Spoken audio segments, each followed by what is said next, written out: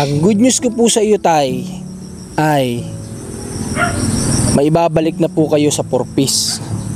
Oh, salamat po. Ha? Naman, Tay. I'm running up stones only. Pero ito, Tay, ito yung Porpis na mas higit pa sa natatanggap mo, Tay. Ha? I sing this softly to myself. I sing this softly. Ito, Tay, yung Porpis na higit pa sa natatanggap mong wala pang 4,000. Ha? Ito ay Porpis ng Team Marcos. Maraming salamat po naman sa nag-sponsor na iyon sa kanya. Ito po ay buwan-buwan si Tatay makakatanggap ng 5,000 pesos. Ay siya, kung sino man po siya, ay maraming pong salamat sa inyo.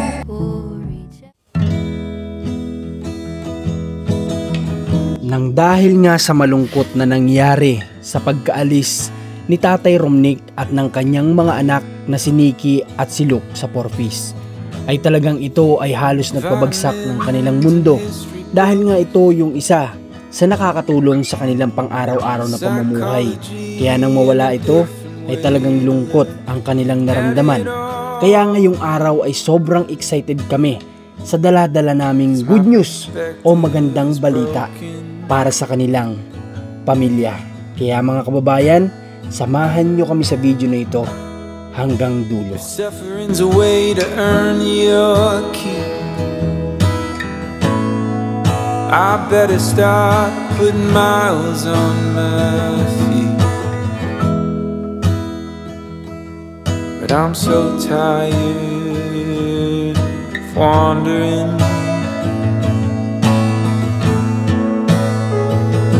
Yeah, I'm lost,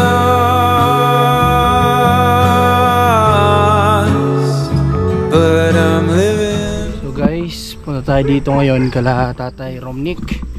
Ngayon po ay araw ng Monday at sana walang pasok yung mga bata kasi pagkakaalam ko lahat ng Batangas na pala to.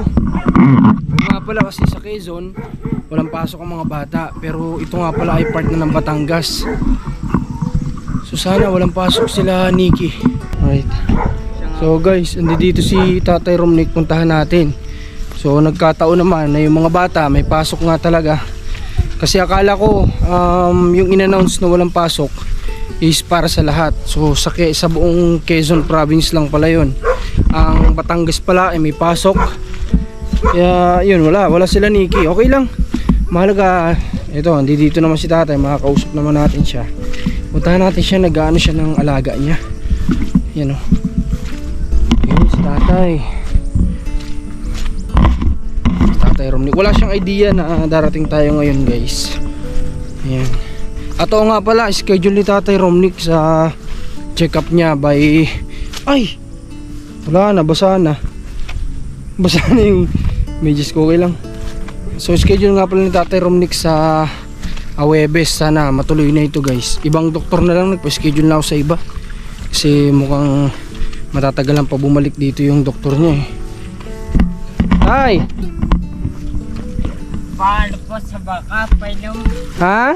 Painom sa baka. Nagpapainom ka sa baka? Grabe sipag mo naman, Tay. So, yun. Tatay, anong oras ka po dyan asikaso sa mga alaga mo? Kanina po umaga, madilim-dilim pa po. Madilim-dilim pa? Kahit na ganitong maulan? Opo. Anong gagawin mo dyan, Tay? Pinainom ko po sa baka. Iinumin nila yung ganyan? Opo.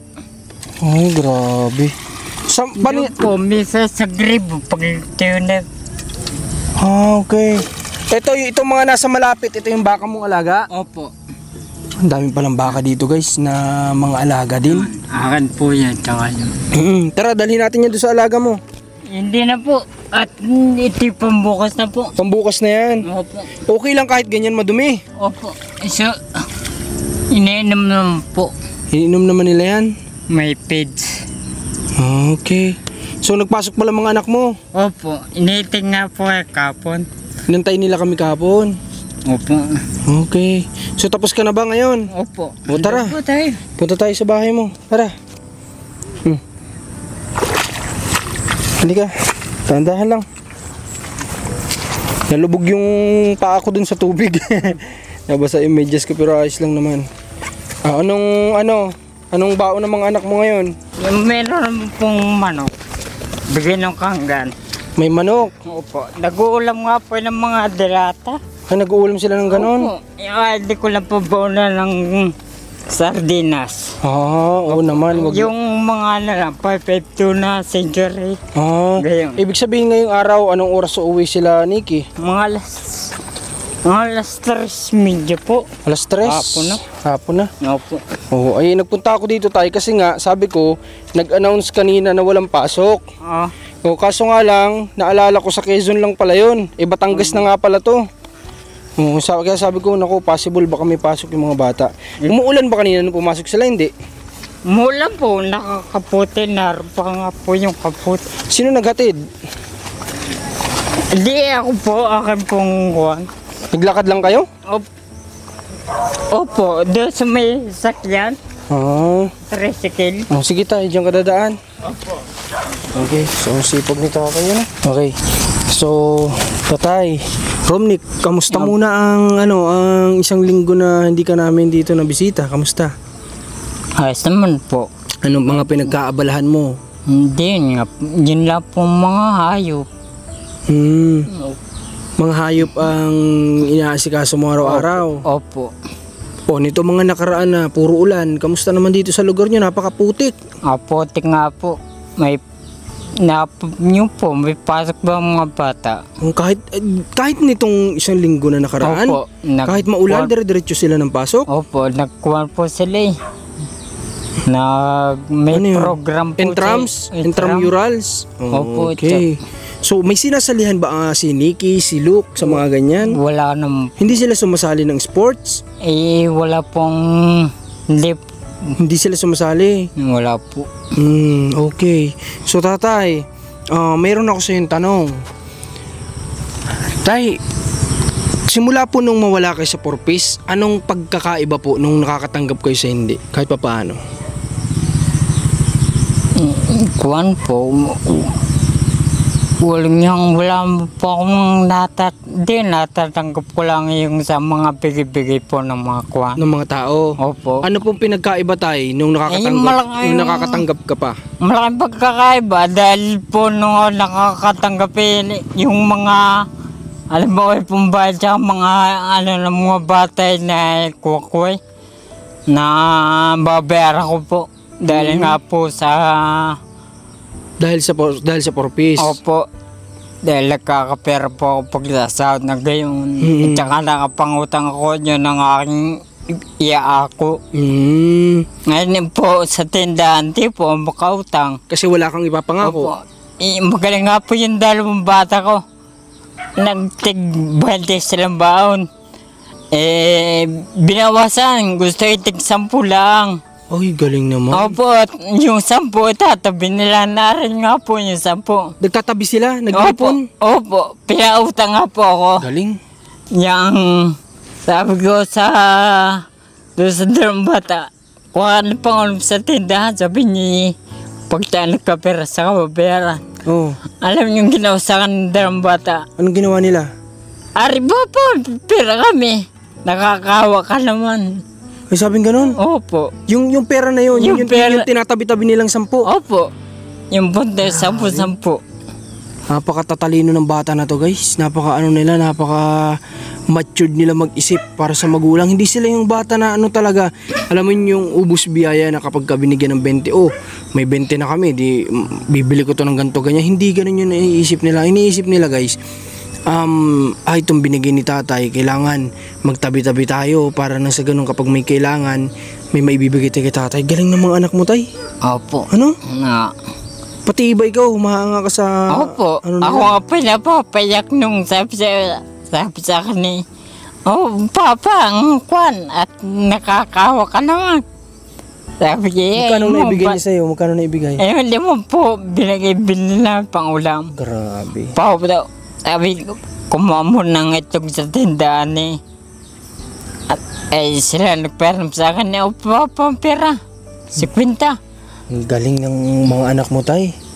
na bibilib ako sa mga anak mo. Sobrang ano nila, sobrang tatalino nila. Hindi lang sa, ito yung sinasabi kasi hindi lang sila sa kabisahin matalino. Talagang matalino sila pati sa diskarte sa buhay. Ito mga bata na to, alam mo, itong dinadanas nila ngayon pagdating ng araw, ano to, hindi ito maghihirap. Kumbaga, madiskarte sila eh. Ganun kasi yung kapag bata pala nakita mo na madiskarte yung bata, pwedeng in the future magiging madiskarte din talaga sa buhay yan. Ang galing talaga. Pero tatay, kanina nag-almusal naman sila bago pumasok. Nag-almusal. Tuwing pong umaga pinagkakain ko po sila. Anong inalmusal nila? Yung gatas lang po, yung bran lang pong pangulam nila. Ay, gatas lang pang ulam? Opo. O bakit hindi kayo nakabili? Yes. Sadya pong yung gatas na rin. Simula sa... Ano sa nakasanayan nila? Gatas na po. Sala sa gatas, Milo. Yung dalawang pong yun. O tinan nyo, dahil siguro sa madalas ganun yung nangyayari sa buhay ng dalawang bata. Dahil nga sa wala naman trabaho si tatay. Si tatay Romnick, kikita lang kada taon doon sa mga alaga niyang baka. So, nasanay na yung mga bata na yun yung nasa mindset nila na bukas ulam namin gatas. Bukas ulam namin Milo. Ano? Nasanay na sila ng ganun. Opo. Grabe. Hanggang saan mo sila hinahatid kapag ka pumapasok? Doon po sa may bahay doon sa inyong pinagbalingan nung nakaraan. Bakit doon? Dahil doon sila sasakay? Opo, doon po nasa kaya mo ngayon. Okay. Ano yung binabayaran nyo? Pag po nakakapira, inaabutan lang na po yun. Kamag-anakan nyo ba yun? Hindi po. Tawa lang din. Ang bait din, ano? Opo. Kasi pumapayag sila na ihatid yung anak mo na si Opo. dahil may estudyante rin sila. Meron naman po. Parang pinasasabay nyo lang. Opo. Katuwa naman. May mga ganun palang tao. No? Opo. Pero tay, ikaw sa nakikita mo sa mga anak mo, ano naman pakiramdam sa nakikita mo dinadanas nila ngayon, yung sakripisyo nyo? Opo. Ano namang masabi mo dun? Basta masaya sila, hindi masaya na rin ako.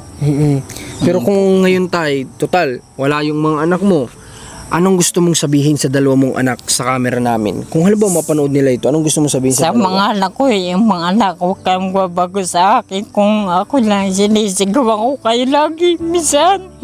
Hindi ko maiwasan, pero mahal ko kayo. Sobrang mahal ko. Mga anak ko. Alam ko tay, mahal na mahal ka din ng mga anak mo, no? Nakikita ko naman na mahal ka din nila. Bakit nasisigawan mo sila minsan? Minsan po, pag yung nangakual po, minsan na sisigawan ko.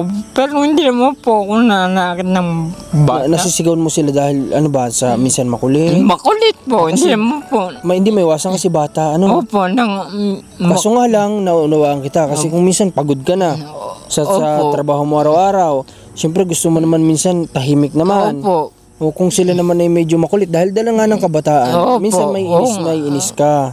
Pero, opo, hindi ko lang, hindi may iwasan sa sarili ko eh. Pero kung minsan ba, sa ganyan mo nagagawa, humihingi ka naman ng pauman sa mga anak mo? Opo.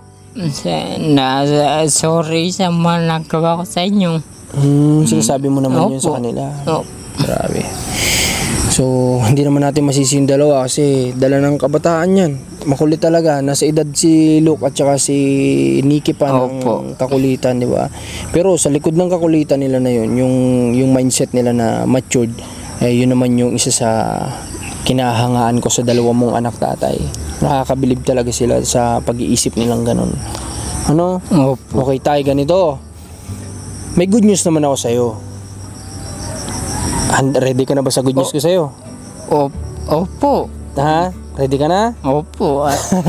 Okay. So gusto naman namin maging masaya ka tay. So dahil nga tinanggal ka sa purpose, di ba tay? Opo. Sa purpose nga ulit tatay, tatanungin ulit kita. Sa loob po ng ilang buwan kayo bago makatanggap? 2 months po. Sa loob ng 2 buwan. Magkano nga ulit yung natatanggap mo tay? 3,937 po. So wala pang 4,000 pesos. Wala po. Okay tay. Ang good news ko po sa iyo tay ay maibabalik na po kayo sa purpose. Salamat po. Ha? Ano naman tayo? Babalik na kayo sa 4-piece. Pero ito tay, ito yung 4-piece na mas higit pa sa natatanggap mo tay. Ha? Sana tay. Ito tayo yung 4-piece na higit pa sa natatanggap mong wala pang 4,000. Ha? Ito ay 4-piece ng Team Marcos. Ha? Hindi na ito 4-piece ng government. Ito tatay ay meron tayong isang talagang noon pa man nakita ko din yung kabutihan ng puso niya na siya ay willing sa atin tumulong tay. Gusto niya bibigyan kanya ng 5,000 kada buwan. Salamat po. Hindi na ito tatay gada 2 buwan. Ito tatay ay gada buwan. Salamat po. Maraming salamat po. Walang ano man tatay. So ako man din natutuwa ako ng sobra kasi sabi ko nakita ng Diyos na si tatay ay deserve niya yung magkaroon ng tulong na ganon sa mga nakakaluwag nating kababayan. So kay Ma'am Del Cabarle, maraming salamat po. Dati ko siyang kasamahan din sa team na pinanggalingan ko. So Ma'am Del Cabarle, maraming salamat kasi napansin niyo si tatay at kami ay ginawa niyong kasangkapan para matulungan si tatay, at kami naman yung magagawa naman namin ay bukod yun. Yung tulong naman namin para kay tatay, para kay Laniki ay bukod naman yun, at ito naman ay galing sa puso ni Ma'am Del Cabarle. Maraming salamat sa kanya. So tay, anong gusto mo sabihin sa kanya?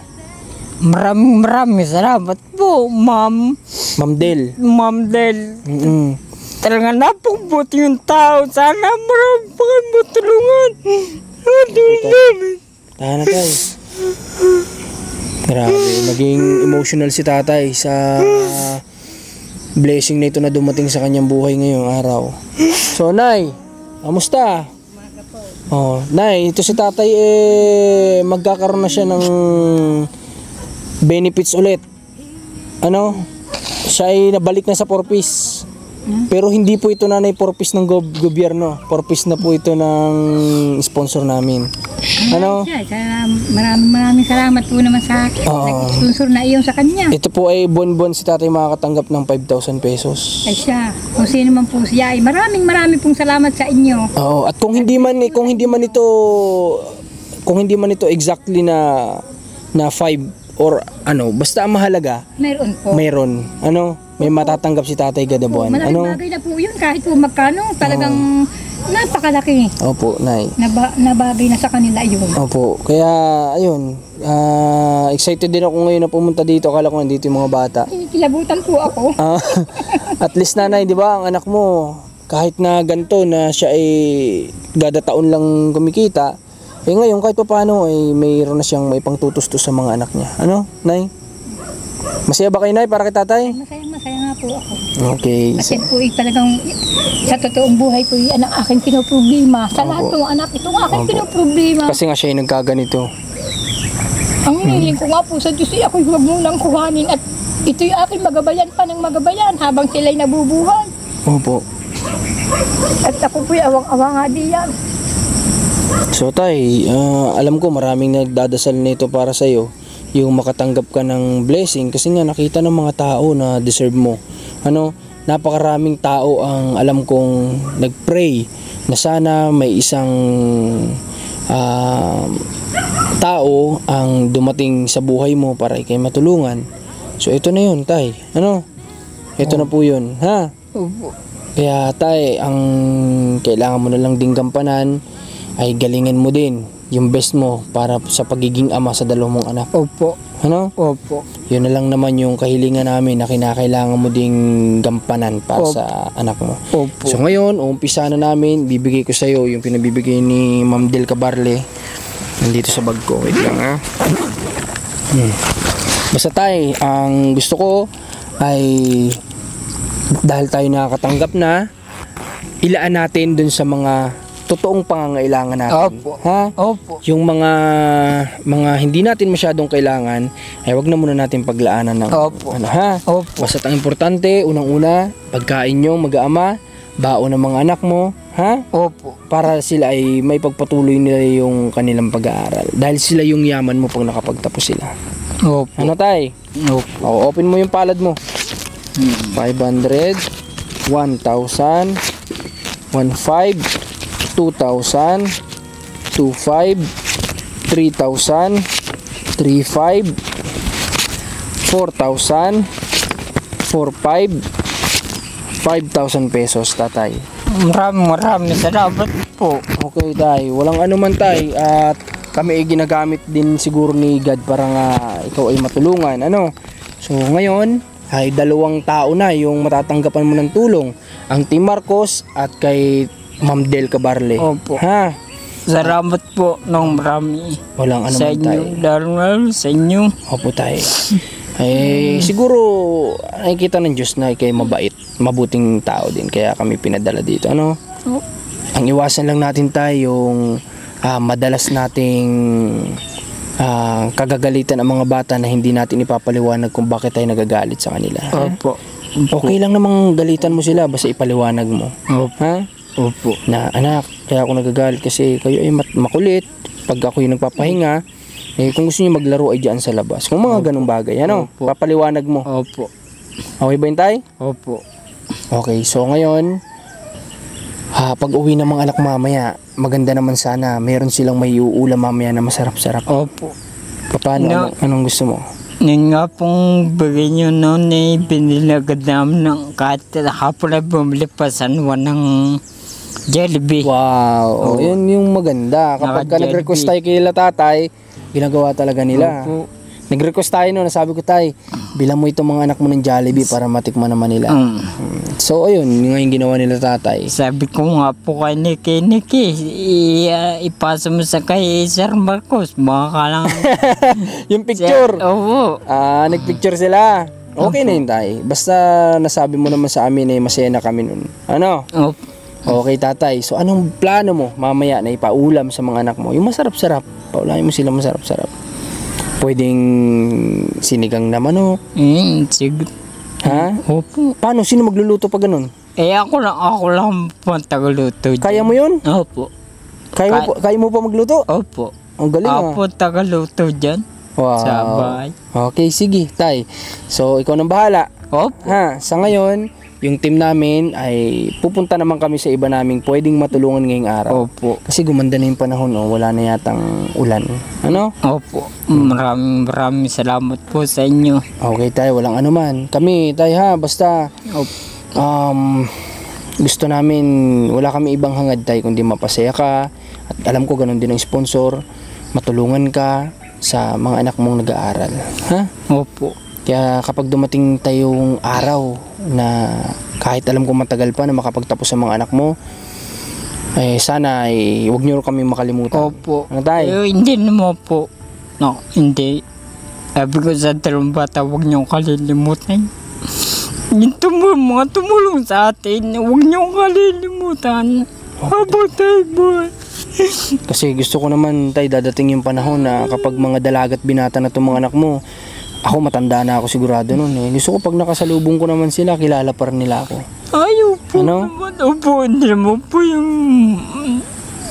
po yung trambata ko inenta nang napakabait po niya. Opo. Nakikita ko naman sa mga anak mo. Ano? Na Opo. mababait silang bata.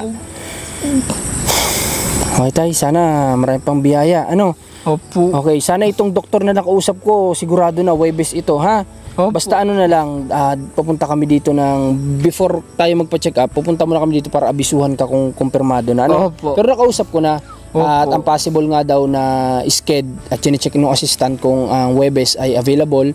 Kapag available at wala masyadong nagpa-schedule, pupunta ka namin dito bago mag-Huwebes. Opo. Ha, tay? Opo. Pakatatag ka tay, ha? Opo. Lalo na't may mga tumutulong na sa'yo, dapat mas lalo kang matatag. Opo. Ano? Opo. Okay, Wala akong sawang sa magpasalamat sa inyong lahat. Opo tayo, walang ano man tayo, balaban lang sa buhay ha, kahit na ganyan ang sitwasyon mo. Opo, tuloy lang po ang buhay. Tuloy lang. Malay mo naman, may pag-asa ka pang gumaling. Opo. Di ba? Opo. Mas marami ka nang magagawa. Ano? Opo, sabi nga po hanggat may buhay, May pag-asa. may pag-asa. Totoo yun. Okay, sige tay. Ngayon, okay, sige, paano? Pupunta na muna kami. Opo, salamat po na tay. marami. Walang ano man tay. Maraming God bless po sa inyo. salamat. God bless tay, ha? Opo. Impake na kami at pupunta na kami. Opo. Tay. Okay, kunin ko na to. God bless you, tatay. Ha? Opo. God bless po. Salamat. Sige po, tay. Alright guys, so ngayong araw nagpapasalamat ako sa lahat ng sumama sa mission namin dito sa Batangas. At sana sa mga may busilak na puso na gusto pang magpaabot kay tatay, mapabagay man yan o anumang mga gusto nyo ibigay, contact lang po kayo sa amin. Nasa description po yung mga page namin nila Commander. Kumontak lang kayo at sasagot din naman po kami. Maraming salamat muli sa Team Marcos, kay JM at kay si Mac pala yung kasama namin ngayon. Si Luke ay wala pa rin, nag-day off siya ng isang araw, so baka naulan, naabutan ng ulan or something. So maraming salamat, God bless po sa lahat. Ingat po kayo at supportan niyo si Commander Marcos.